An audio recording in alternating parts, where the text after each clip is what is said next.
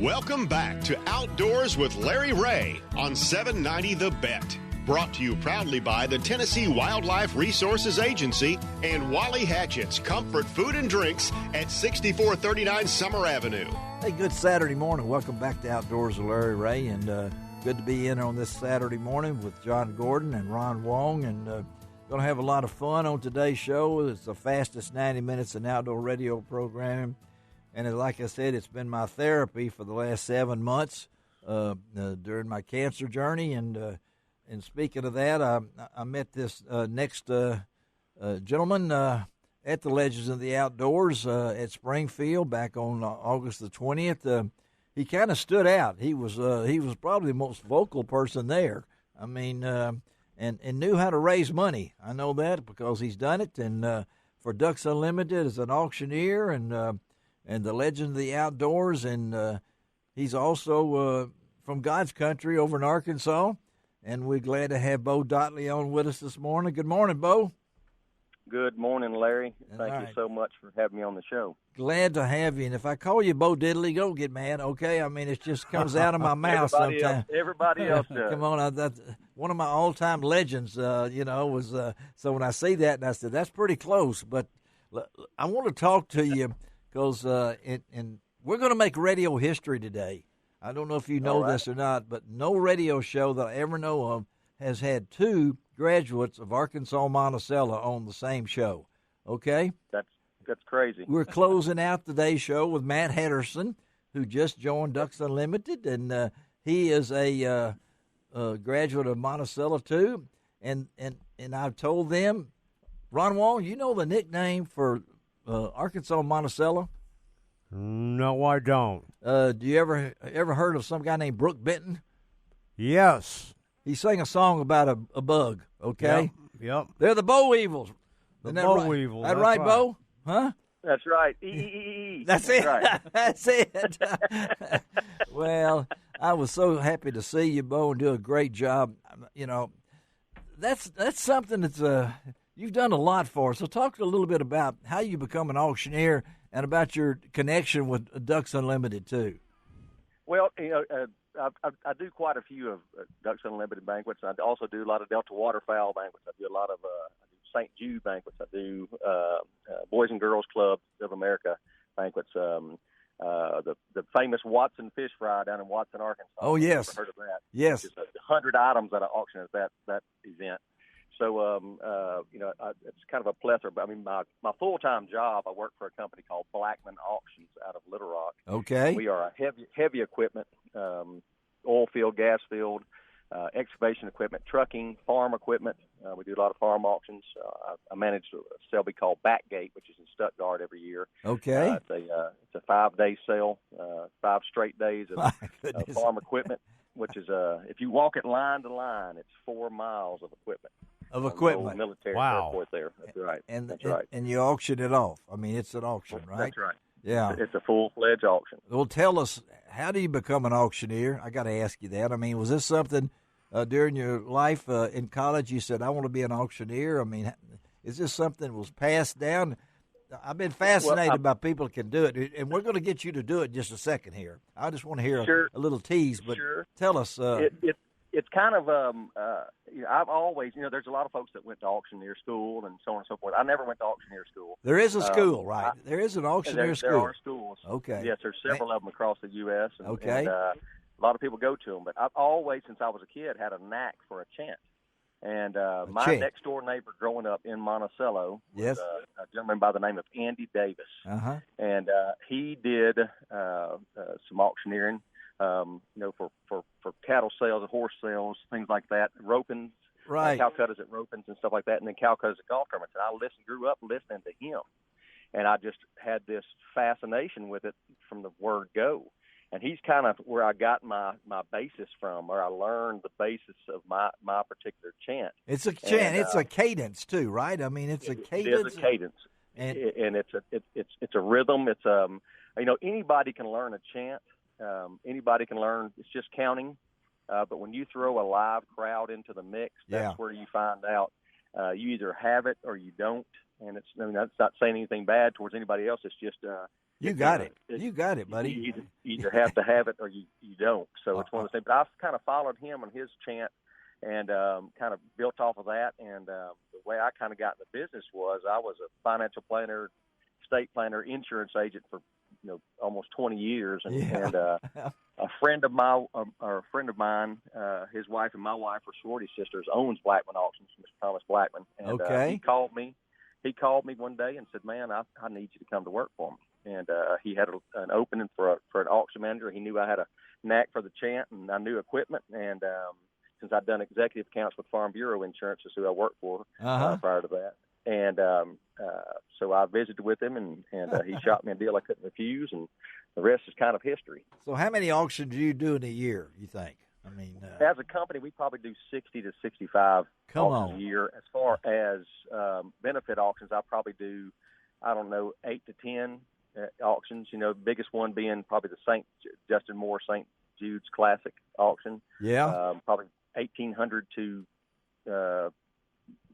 16 to 1,800 people at that particular auction. And you raise you've raised a lot of money. I mean, for that. I mean, I'm not necessarily you, but your chant.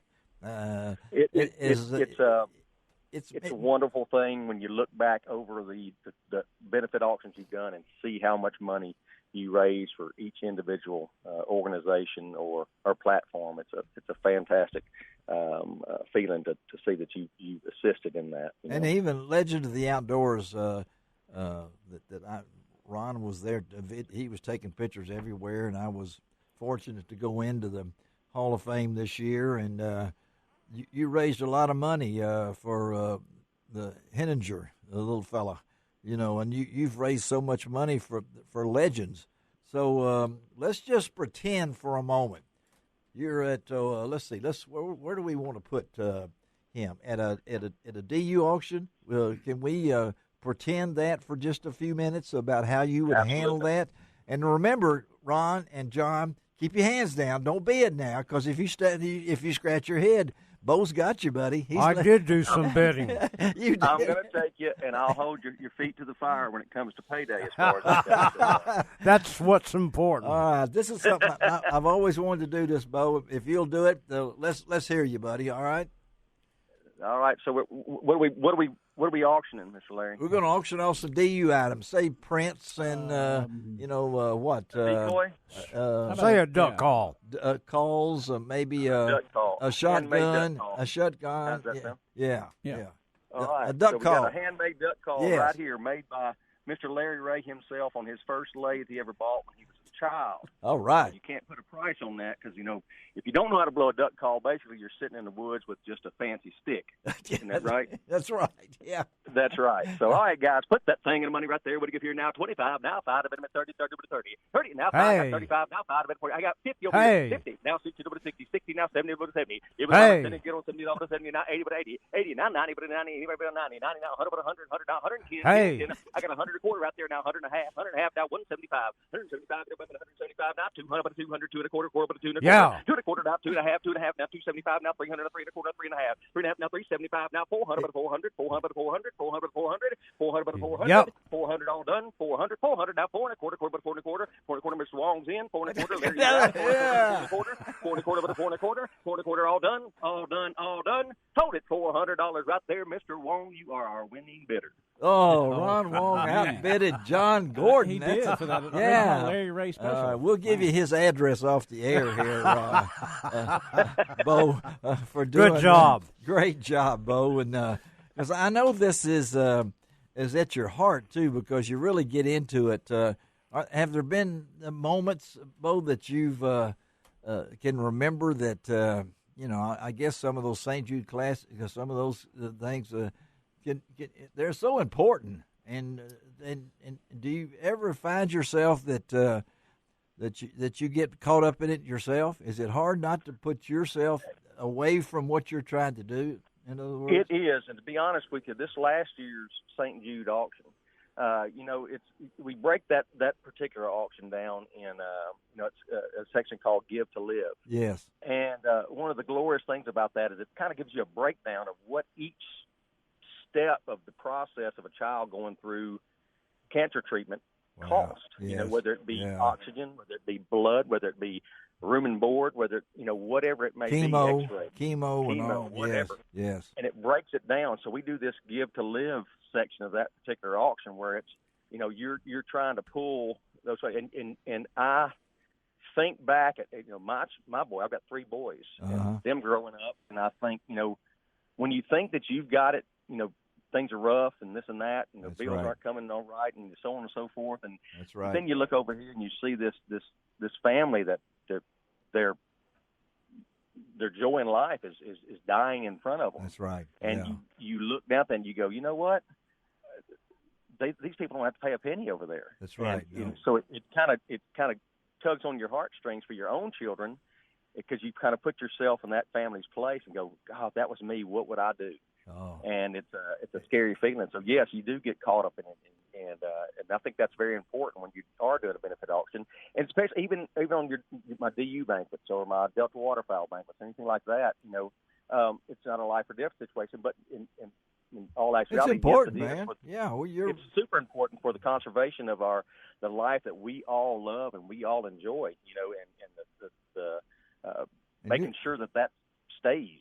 And you're an outdoors person, right? I mean, you love absolutely. Absolutely. Well, it's very evident. If it walks, flies, has fur, 4 legs, and feathers, we chase it. Well, how do if folks are you have gun will travel or have mouth will travel? I mean, are you available for certain events? So how do they get in touch with you if they looking for expertise? Tell them. What is it? If they want to give me a shout about calling for a benefit auction, they can reach me at my cell phone number, which is 501-944-0921. Okay. Or they can email me, Bo, it's just B-O, at Blackmon, BLACKMON, auctions, AUCTIONS.com. Well, folks, you need to listen to him because he does a great job. And, Bo, we appreciate you taking time to be with us on this Saturday morning, buddy, and look forward to talking to you down the road. Okay, man? Have a great one. Larry, thank y'all so much, and y'all have a great afternoon. Okay, let's take a break on Outdoors with Larry Ray. Be right back. Hard to top that one, isn't it? All right.